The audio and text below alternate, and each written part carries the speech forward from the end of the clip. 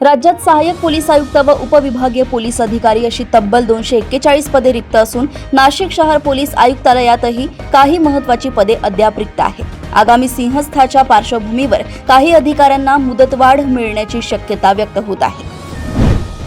धुळे जिल्हा कारागृहातून खुनाच्या गुन्ह्यात जन्मठेपेची शिक्षा भोगणारा भिंकन पिंजारी हा कैदी गुरुवारी सकाळी फरार झालाय। घटनेनंतर कारागृह सुरक्षा व्यवस्थेवर प्रश्नचिन्ह निर्माण झाले असून पोलिसांनी शोध मोहीम सुरू केली आहे। जळगावच्या फळ बाजारात केरळमधून येणारे बदाम व लालबाग आंबे दाखल झाले आहेत, मात्र मर्यादित आवक असल्याने या आंब्यांचे दर सध्या सामान्य ग्राहकांच्या अवाक्याबाहेर आहेत।